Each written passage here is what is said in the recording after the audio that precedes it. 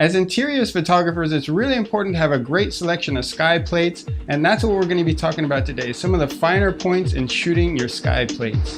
The first point I want to discuss today is don't just go out your front door and shoot these. Put a little effort into it. That's what we're going to be doing today. We're going to be heading down to the beach. Anything on the beach is a good place where you can see a lot of horizon, or maybe on the top of a building, but that's what we're going to do right now. We're going to head off to a good location, okay? So let's head out.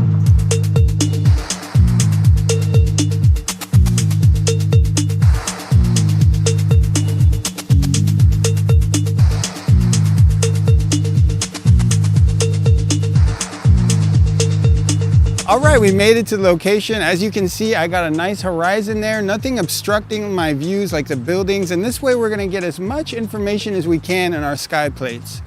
When you go on a plate shoot, try to get here a little early. Today the sun sets at 4:45, I got here at 4:15, and I really find the best plates come when the sun is about 10 or 15 minutes from setting. That's when the sky kind of turns a lot of different saturated colors, and they're really great plates.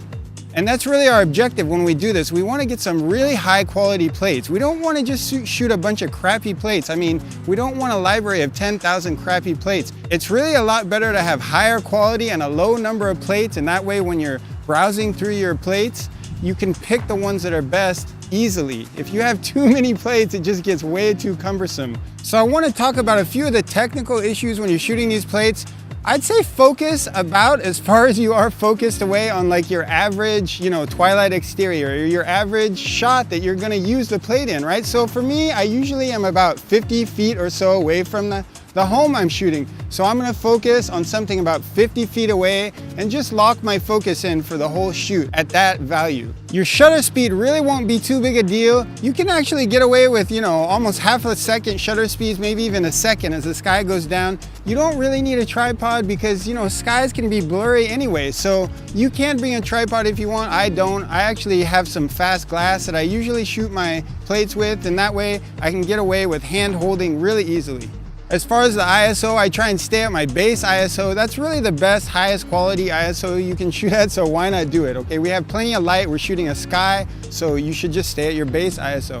So aperture is not too big a deal as far as I'm concerned. I mean, like I said, when the light's getting low, I go down as low as 1.8. I really don't think that affects the sky plates too much or their quality, especially if you're using a really nice piece of glass. So what about the focal length? That just goes along with all the other stuff we've been talking about. Try and keep it about where you shoot your twilight exteriors at, or your exteriors that you're gonna use the plates in, right? So for me, I shoot on a crop sensor. I might be shooting these at about 25 millimeters, maybe 20. So as I mentioned about the horizon, this is really ideal, right? We're gonna be able to get the maximum amount of material we can in our sky plates. But you might live in like Boulder, Colorado or something where you can't do this. Just do your best. Like I said, I think it's better to get out there and do a whole plate shoot and like travel somewhere. But sometimes you can't, you just gotta do your best.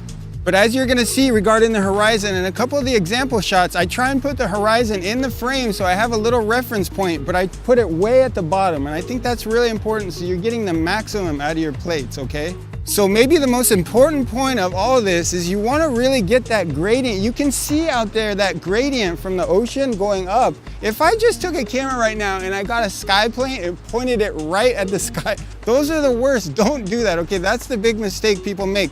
The gradient going from the horizon up is really important in selling your sky swaps. So you really want to get that gradient, and you never want to point your camera up at the sky like that and shoot some clouds, okay? That just normally doesn't work. So something we might play with if I have some time tonight, if you're shooting some plates and you figure, oh, I've shot it now, everything's staying the same. That happens, right? You'll shoot 10 plates and they're great, but you're thinking, oh, everything's just staying the same. You might want to throw like a polarizer on, and that'll change things up big time. But it's just something to keep in mind. Bring a polarizer with you. That can really change things up and get you some extra plates that you wouldn't normally get. And it can give you a really different look, okay? Even though everything's staying the same. So the last thing I want to mention is a really fine point, but don't just be, a dummy and walk out there and shoot your sky plates. I know I do it too, but you're an artist in all this. Get out there, get the composition. Imagine a home being in there with a slanted roof, or whatever the common homes you shoot, and imagine how those lines and the clouds and whatever happens to be there might fit in your composition.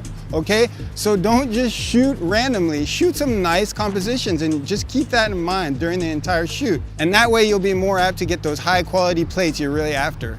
So as you can see, I purposely put the sun in the frame. This is really about the time that I really want to start shooting. You know, sometimes you might not have the really nice clouds that you want, but you know, this is the time to really get those nice saturated colors. Right now, I think this is the time for me when I get my really great plates. And of course, you're gonna get some plates after the sun goes down. It's winter time, so it's kind of cold nowadays, but it just depends on if you're willing to wait for that. All right, so here we go. I focused on something about 50 feet away, and I'm just gonna get the plates. I'm gonna expose for the sky, and you know, I might up or down that exposure given, you know, what I see on the back of the camera, but that's about it. It's really simple. Just keep in mind you want that horizon at the very bottom of the frame.